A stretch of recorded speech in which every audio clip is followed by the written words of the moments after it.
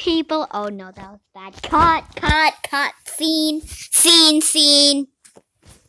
Hi, people. That's gonna be my intro from now on, so get used to it. We're gonna be reacting to my horrible spelling, and I'm not even gonna tell you who made it. Let's just get on with the video. Spell Wednesday. I don't know how to spell Wednesday. Okay, first, you sound like you're about 20. You had one job.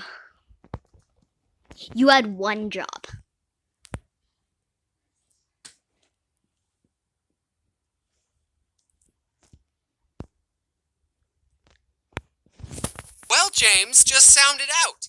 Oh, okay. So, like this? No, James, it's Wednesday. You said sound it out, and that's how you sound it out. You think you have it bad? Do is spelt with an X. If that was true, it'd probably like Tuksu or Tooks. I think it comes to no surprise that I'm terrible at spelling. I feel like everyone in life falls into two categories. Either you're good at math and bad at reading, or you're weird. And if you've seen Or what if you're bad at math and good at reading? This guy right here, I think I outsmarted him. other videos, you know that I'm a math boy. My mom told me that I have dyslexia because she has dyslexia and I have all the symptoms, but we never got that diagnosed by a doctor, so... You can't make me I just want to say, is that a window or is that oh gosh darn it. Is that a window or is that a painting? Because if that's a window, I'm gonna be surprised. But if that's a painting, like it says hang in there, that's scary for children, even if it's an innocent little bear or a cat. You know what? That's why. my meds, Mom. A lot of times what I do to cover up the fact that I spell lower than a first grade level is I will purposely misspell words to the point where it's obviously a joke. You thought I was doing that to be funny, but it's actually because I have zero self-confidence in my spelling and I don't want anyone to point out my mistakes. I mentioned this in a different video, but in elementary school I was put into an honors program and everyone had to take spelling tests. Okay. Before we get to that, I have something to say. No! Okay, right here, when it says honors class, why is his feet on the desk? His feet is on the desk, and it's, you know what? No one ever listens to me, so whatever. Yeah. Tests a grade ahead of their level. And by everyone, I mean everyone except me, because I failed every single spelling test. So I had to take spelling tests that were on level. Ew. Every week when we took a spelling test, I would have to move to the back of the classroom, and the teacher would stand Wait right a minute. next. Is that overgrowing plant? It's dying, but it's green. Dying, but it's green. You should cut the bushes out there. If you look at the window, like, these people are obsessed with plants. She'd call out everyone else's word, which had like 8 syllables, like anti-disestablimentarianism, and then she'd turn to me and give me my on-level word. James, your word is cat. Also... Okay, if you know how to spell at, and the most like, the people who don't know like anything would say K-A-T. Oh, come on, you gotta do better than this, baby James. One year our class did a spelling bee and everyone had to participate, and like, I didn't even care that I was the first one out. Hey, that's almost my name. Another thing that I mentioned in a pretty old video is that I used to have a speech impediment when I was little. I couldn't pronounce my O's and I talked like this. I'm good now. Obviously. So every other day during school, I had to go to a speech therapy class. Okay, so Can someone tell me why his like characters look the exact same? The blonde hair, the girl acts like look exactly like the person we just saw a minute ago. Let's see. That guy. Gosh, I'm just terrible at this.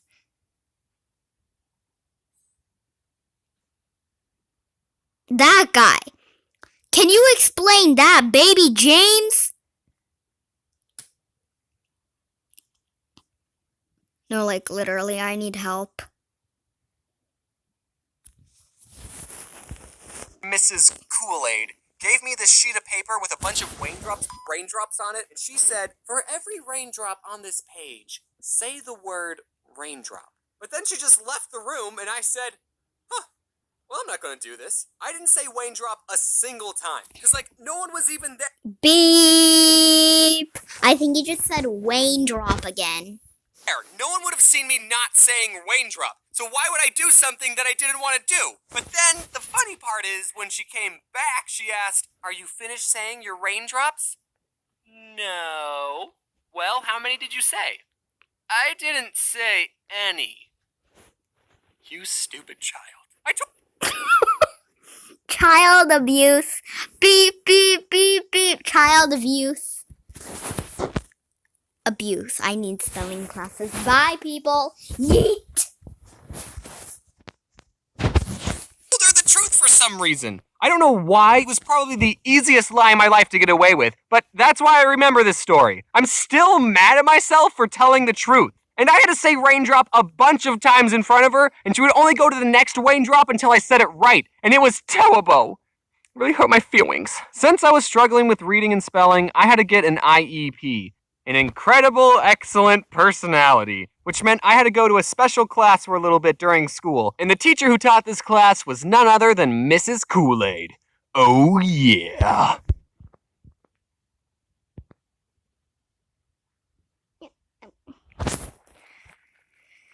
Why did you say that?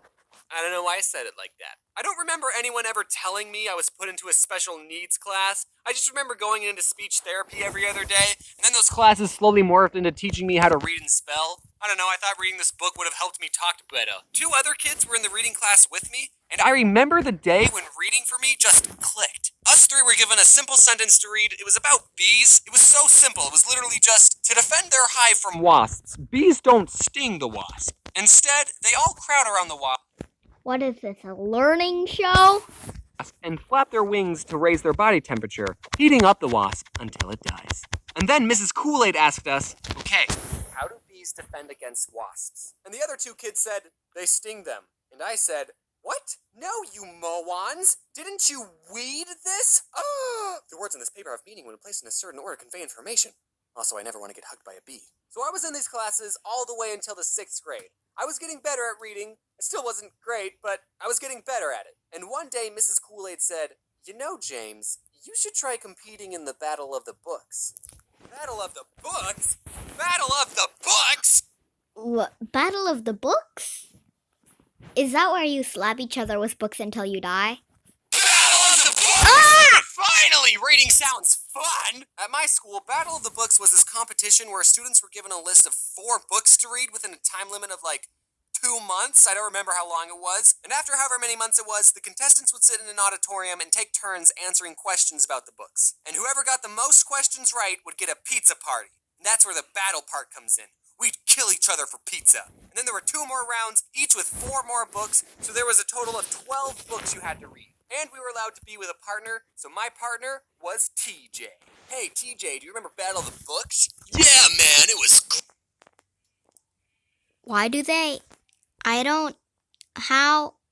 What? Why do they need to be fancy? And... Beep! Awkward moment of silence. Yeet! Great! Now you're probably thinking that 4 books in 2 months isn't that hard, especially since they're kids' books. But as someone who didn't read any books on my own outside of school, it was a challenge. But I discovered a way to cheat the system. I discovered something called audiobooks. Instead of having to sit still and read the book, I could just have someone read the book to me. And I would get through the book so much faster. I'd be able to read a book in about 8 hours as opposed to reading a book never, because I would never be able to finish a book on my own. And I was actually able to understand what was going on. I legitimately thought that listening to audiobooks was cheating because of how well it worked. So I never told anyone my secret. Until just now. Please don't tell anyone. Also, I didn't just turn on an audiobook and start playing video games. No, I sat in my bed next to the CD player and followed along with the book, and sometimes I even took notes. I've wanted to talk about... Okay, you can go back in the video, because I ain't going back no more. But there was a chicken saying, like... Oh, man. Here, I'll show you. Yeah, that chicken. See, you should be working. That's what it says. Okay, am I the only one who thinks that's creepy? My bed next to the CD player and followed along with the book, and sometimes I even took notes. I've wanted to talk about my love for audiobooks for so long, but I can't, because then people will think I'm getting paid by a certain company, but... You could literally do this like anywhere else. You could even do it in a blank screen, but why? But why the restroom? Why? Why the restroom? There's so many other places you could be right now, but why the restroom? I'm not, and I'll prove it. Instead of wasting your money on quality audiobooks made by professionals, you guys should all check out LibriVox.org, where you can listen to free public domain audiobooks, which means there's only old-timey classical books on it, like Aesop's Fables, which in my opinion is all you need. Anyway, TJ and I did the Battle of the Books, and for one of the rounds, TJ was sick, so I had to answer the questions all by myself, and I never forgave him for that. And also, the whole time, I was keeping track of everyone's points. Horse Kid? I'm sorry, like, what? Jake, loser. And me and TJ got the most questions right. My math skills are finally being useful. I was already craving the pizza. After the last round, the teacher said, "Okay, I'll tally up all the points and let you all know who the winner is." Is that Mrs. Kool-Aid? If you put her into a cartoon style, that looks like Mrs. Kool-Aid. But since I was keeping track of everyone's score, I already knew we won. I turned to TJ and I said, "TJ, guess what?" But isn't that the round where he got sick? Oh, this is the round that you were sick. How did I not notice that until just now? Duh! Damn, yeet! But then a couple of weeks go by and I'm not hearing any news about a pizza party. I was expecting to walk into class one day and there would just be a pile of pizza boxes waiting for me, but that never happened. The teacher in charge of the competition was the librarian, so one day I went up to her and I asked, "So, did you ever say who won the Battle of the Books? Also, my favorite pizza is barbecue chicken." And she said, "Oh, these two 5th graders won." So the Battle of the Books was for both 5th and 6th graders. I was a 6th grader, so I went to all the 6th grader battles, but apparently there was some low-life 5th grader who got every single question right and stole my pizza party. And that taught me a valuable lesson. Even when you work hard, you don't always get what you want in life. But that's okay, because one day you'll be an adult and you can buy all the pizza you want without having to read first. Wait, did you actually buy all that? Dude, you're gonna get fat. Hello there. Any of you down for a game of soccer?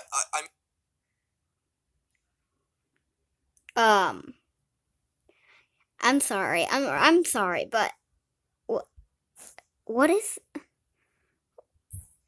this? What is this? What is that? I'm gonna yeet my way out of here.